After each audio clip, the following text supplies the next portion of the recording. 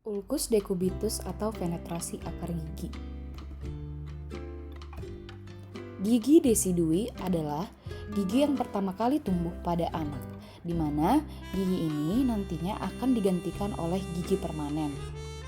Gigi decidui mulai erupsi secara bertahap pada usia 6 bulan dan sepenuhnya akan berkembang pada usia 33 bulan, di mana gigi decidui terdiri dari 8 insisi pus, kemudian 4 kaninus, serta 8 molar, di mana total keseluruhan gigi decidui adalah 20 gigi.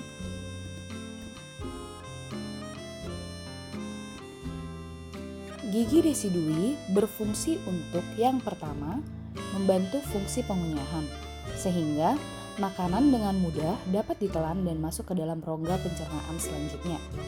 Yang kedua adalah membantu fungsi bicara, dikarenakan pelafalan beberapa huruf alfabet yang tidak dapat disuarakan dengan baik tanpa adanya bantuan gigi. Dan yang ketiga adalah penuntun tumbuhnya gigi permanen, karena gigi decidui memiliki fungsi untuk mempertahankan ruang dalam lengkung gigi sebagai persiapan untuk pertumbuhan gigi permanen, sekaligus menentukan arah pertumbuhan daripada gigi permanen. Kemudian, persistensi. Persistensi ini adalah kondisi gigi decidui yang tidak tanggal ketika seharusnya sudah tanggal, di mana kondisi gigi permanen sudah erupsi tetapi gigi deciduinya itu belum tanggal, sehingga terlihat berjejal atau berlapis. Nah, pada kasus persistensi ini sering timbul ulkus di mukosa yang disebut dengan ulcus decubitus. Ulcus decubitus. Ulcus decubitus merupakan suatu bentuk trauma fisik pada jaringan lunak rongga mulut yang disebabkan oleh iritasi kronis dari gigi yang menyebabkan ruptur atau robekan pada jaringan lunak. Gejala ulcus decubitus sendiri secara klinis menyerupai benih gigi yang keluar di tengah gingiva, dapat juga seringkali terdapat bagian yang tajam di ujungnya. Kemudian dapat juga terlihat seperti luka mirip sariawan yang berwarna putih di bibir. Kemudian ulcus decubitus ini juga menyebabkan keluhan nyeri dari ringan sampai berat, serta kesulitan untuk mengunyah dan menelan ketika makan atau minum.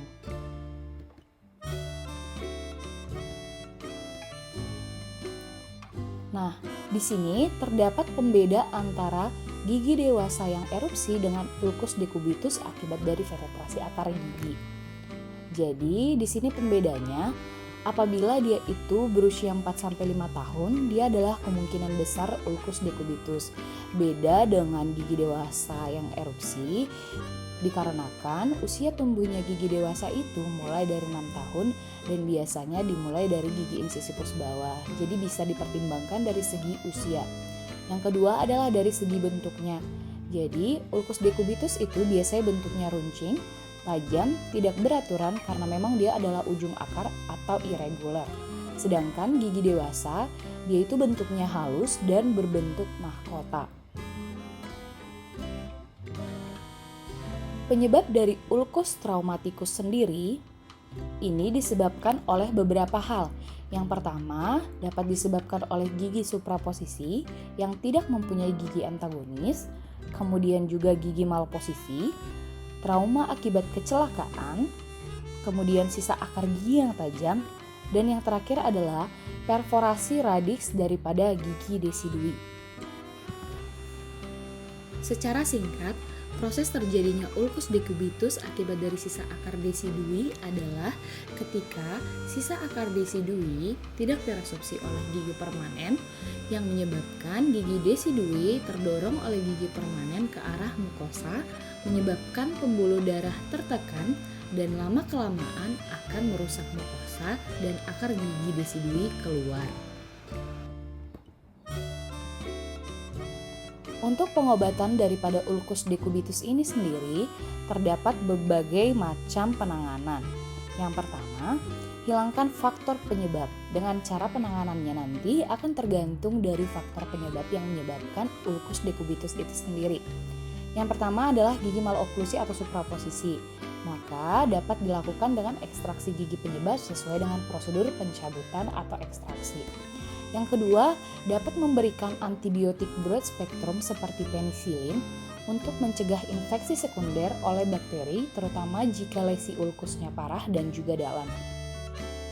Kemudian dapat memberikan terapi suportif seperti memperbaiki kebersihan gigi dan mulut dan memberikan edukasi pada pasien.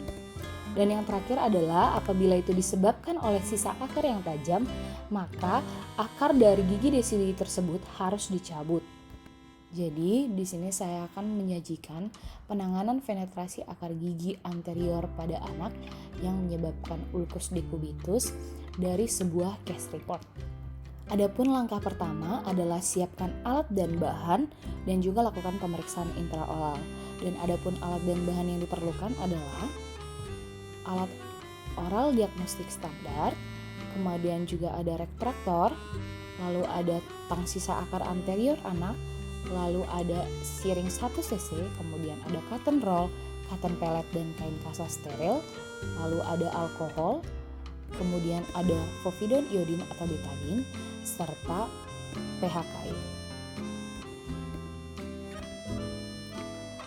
Nah, setelah dilakukan persiapan alat dan bahan, yang pertama kali dilakukan adalah aplikasi daripada povidone iodin, di mana aplikasi povidone iodin 10% ini dilakukan dengan gerakan memutar dari luar ke dalam menggunakan betadine di area yang akan diekstraksi untuk tindakan aseptik.